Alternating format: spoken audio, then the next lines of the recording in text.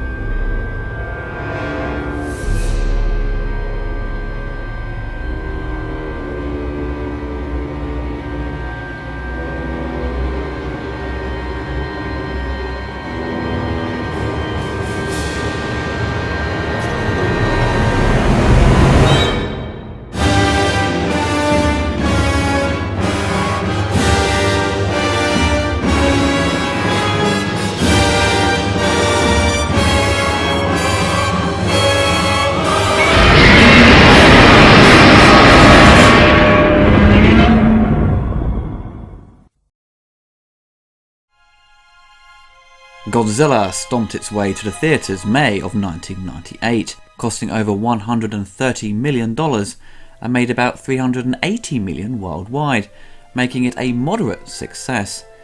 The marketing campaign for this movie was huge. You couldn't escape the hype. The teaser trailer was shown a year before the film came out, I believe attached to Men in Black. We had the foot smashing through a museum and crushing the bones of a dinosaur with the slogan, "Size does matter." It was all about the size in its desperate attempts to try and top Jurassic Park. I think many of us were fooled by the marketing and went in large numbers the weekend it came out. But the hype died out very quickly once everyone saw it and the reviews were published.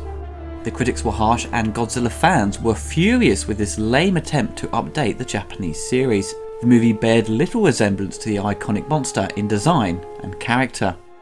There had been many proposals for a Godzilla film since the early 80s. Director Steve Miner had been given permission by Toho, the studio who produced Godzilla in Japan, to make a 3D film.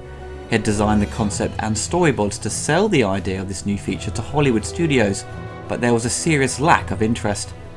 In 1984, Toho produced a new Godzilla film that was a direct sequel to the original 1954 classic.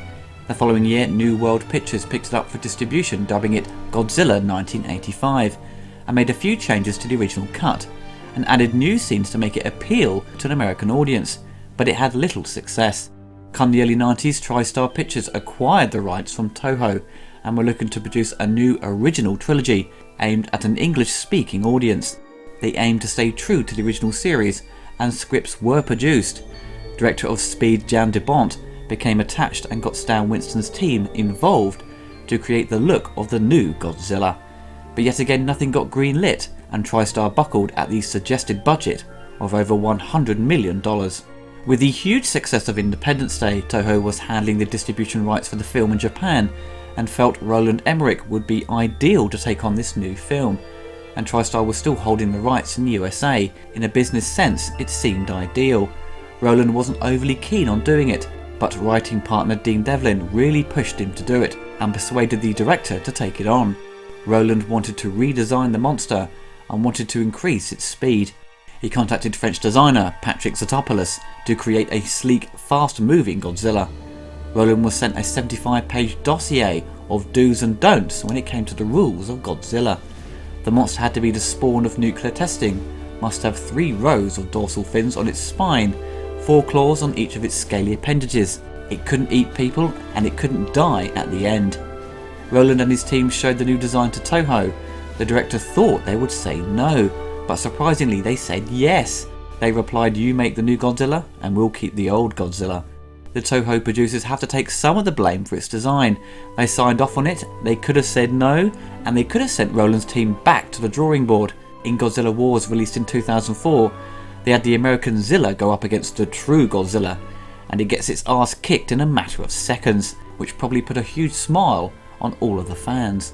This movie has the strangest mix of characters and actors. It's the most bizarre casting I've seen in a big budget summer movie. Matthew Broderick in the lead role playing a scientist. The quality of his acting in this movie is highly questionable. Some scenes he does a good job with the material, and others he is just plain awful, which I will highlight later. Hank Azaria, Harry Shearer and Nancy Cartwright. I have no answer as to why they're in it. I imagine Roland was a huge fan of The Simpsons and just wanted to put them in the movie. Harry Shearer is probably the highlight of the bunch. Nancy just gets a very small role. Hank unfortunately is forgettable, and as you progress through the movie he is given hardly any dialogue worth listening to. The love interest for Nick is Audrey, played by Maria Patilio. Is probably the weakest actor in Godzilla. She fails at all the forced emotional scenes and just comes across as an annoyance. She clearly cannot act her way out of a paper bag. Jean Reno is easily the best thing about this movie. He clearly is having fun with a patchy script. He came out of the film unharmed by the movie's overall quality. Roland and Dean, clearly not being fans of Siskel and Ebert, decided to spoof them by having the mayor be called Ebert and his sidekick Gene.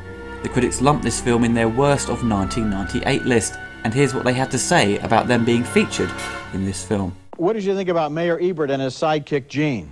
I thought that seemed petty. Yeah, I did too. It does seem petty, Roger. I mean, I was used as a villain in another picture called The Ref, and Siskel was the name of the villain. And, you know, it's such a distinctive name, an odd name, that, you know, audiences are thinking, well, all right, when's Ebert going to show up? Now, you shouldn't be thinking about that during a picture. Yeah, the only good thing about Mayor Ebert and his sidekick was that at least Godzilla didn't step on it. Well, but Roger, I fully expected that to happen. And I think the audience is waiting for that to happen. Yeah, maybe they should have included that. Again, bring him on stage, at least squish him, right? Exactly. There are missing scenes. The film's opening credits gives you a montage of nuclear testing footage following a nuclear incident in the French Polynesia. A lizard's nest is irradiated by the fallout of subsequent radiation. Decades later, a Japanese fishing vessel is suddenly attacked by an enormous sea creature in the South Pacific Ocean, and only one seaman survives. As the traumatized seaman rests in hospital, he is questioned by the mysterious Frenchman on what he saw. Dr. Nick Zotopoulos, named in tribute to the monster's designer, is in the Chernobyl exclusion zone in Ukraine researching the effects of radiation on wildlife, mainly focusing on worms.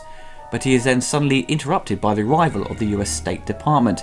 He is sent to Tahiti and Jamaica, escorted by the military, to observe the wreckage of the recovered Japanese fishing trawler, which exhibits massive claw marks on it.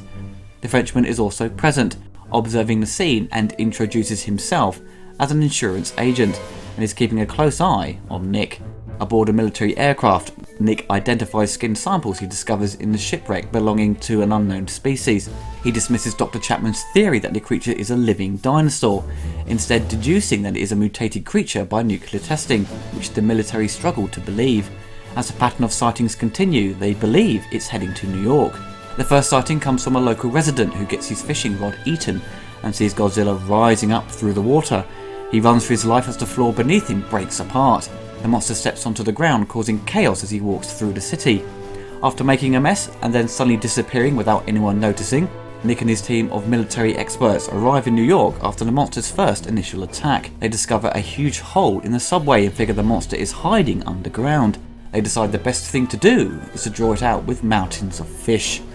In the meantime, the city is evacuated and the military prepare to lure Godzilla out. He turns up in an epic fashion and is drawn to the fish, and yes, that's a lot of fish.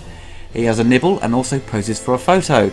The military, as usual, are always itching to shoot something and begin firing on Zilla. They end up doing more damage than the monster because A, the rockets fail to target Zilla because he's not giving off enough heat, and B, they can't shoot for shit. Dr. Zotopoulos later collects a blood sample and assumes that Zilla reproduces asexually and is collecting food for his offspring. He warns there will be many more which also produce asexually. Aspiring journalist and ex-girlfriend of Dr. Zotopoulos, Audrey Timmons, decides to pay Nick a visit after spotting him on TV. She discovers a classified tape in his provisional military tent, which concerns the origins of the lizard. Her superior, Charles Kamen, however, declares the tape as his own media discovery, taking away her scoop. The tape is broadcast on television, embarrassing the military on the sensitive nature of the situation. Matthew Broderick probably delivers the worst piece of acting throughout his career in this scene. You gave them the tape? No, I didn't give them the tape. No, it's in my tent right now.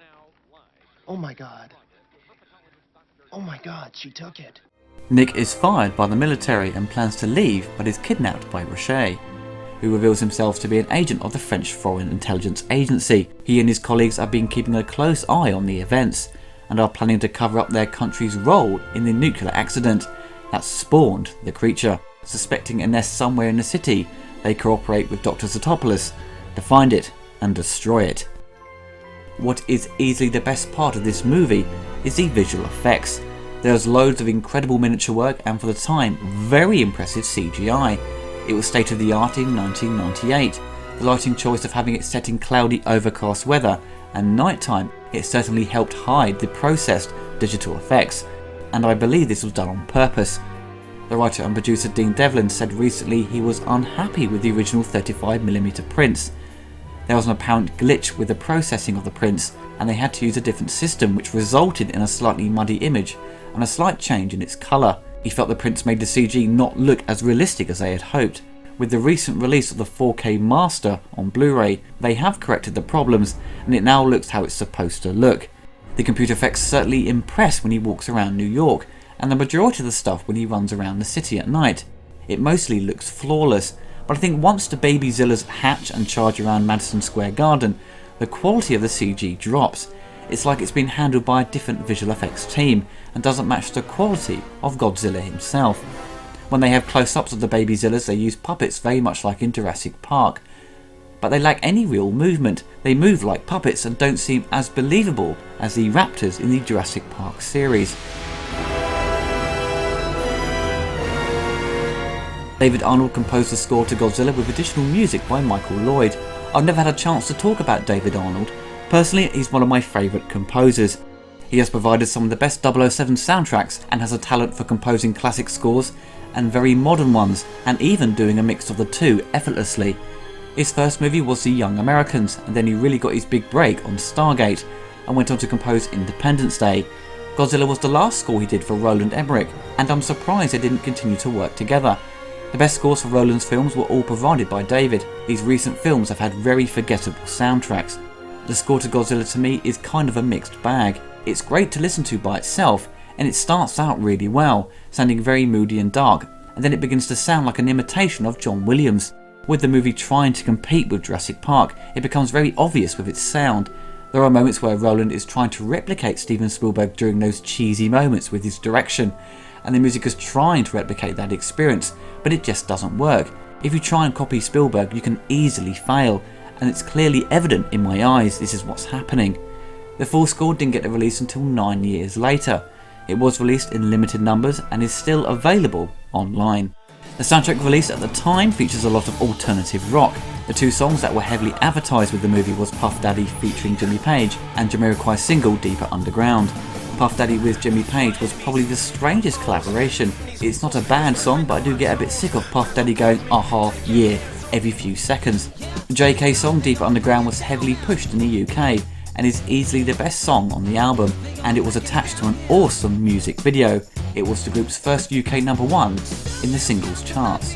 A TV show was commissioned and aired that takes place after the events in the film. The show ran for 2 seasons and was actually surprisingly popular, lasting 40 episodes, and each one mainly had Godzilla battling against another monster, which is what audiences wanted from the film. There were 2 Game Boy Color games produced, one labelled The Series and the other Monster Wars. Both seem very similar, both exhibit nice graphics, but the gameplay is repetitive and very dull.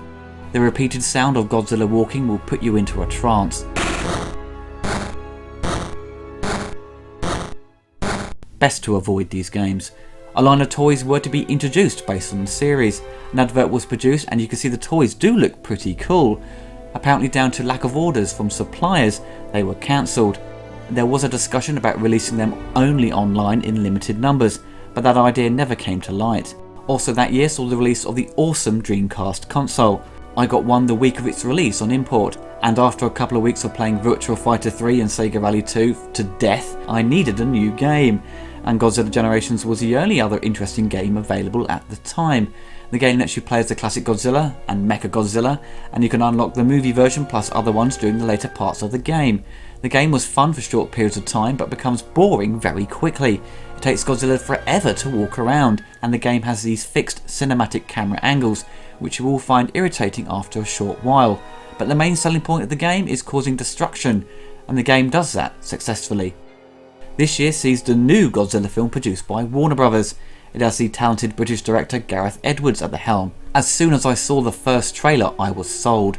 It's probably the one movie I've been looking forward to the most this year, despite me not being a huge fan of the character. The movie is now out in theatres, and if you want to hear my views and opinions on this film, you can find my podcast review on my YouTube channel. I saw this film the Friday it came out. I was in my last year of secondary school, and I recall that year we had a very shitty summer. It was warm, but it was constantly cloudy and raining, and being a fool, I was enticed by the marketing for this movie and wanted to see it.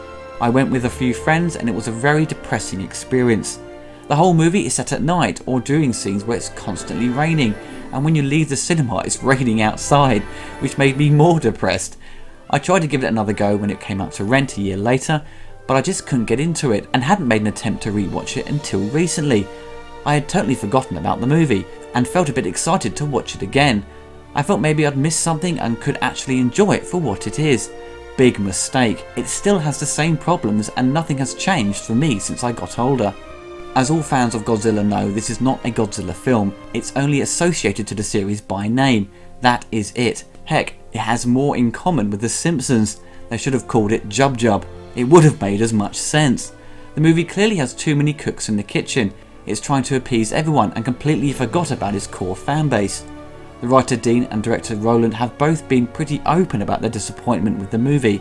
They expressed their frustration with the studio wanting too many changes throughout the shooting process. Dean felt he should have written a better script and would have changed loads of it, and despite Roland claiming he had fun directing it, he expressed his regret making it. The biggest problem I have with this movie, apart from it having nothing to do with Godzilla, is its length.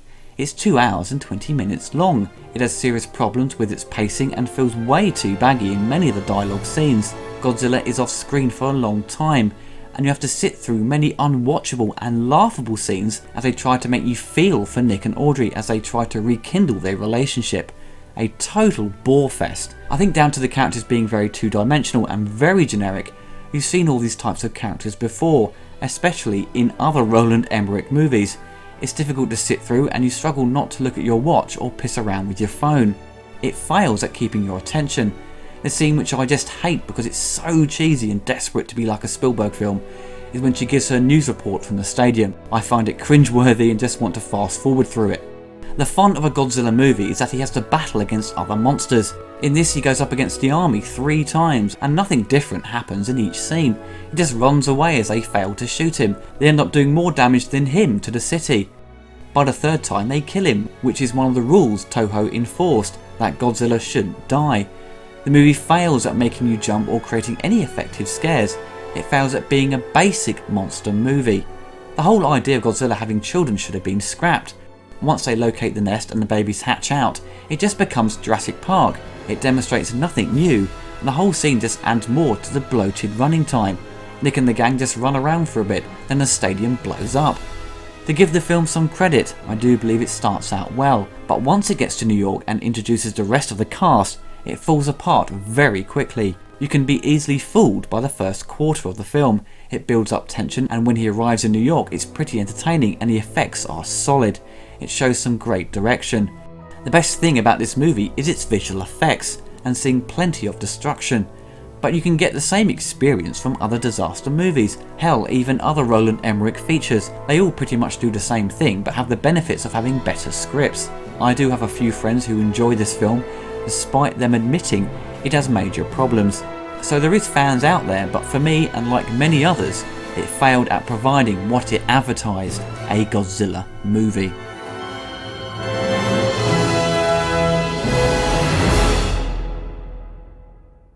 This thing's only 200 miles off the eastern American seaboard, and we don't even know what the hell it is. It's the Theropod allosaurus. What?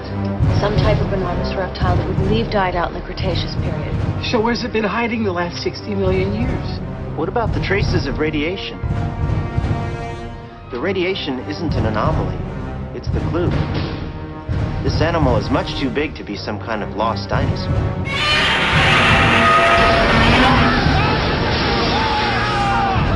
I believe that this is a mutated aberration. A hybrid caused by the fallout on these islands. We're looking at a completely incipient creature. The dawn of a new species. first of its kind.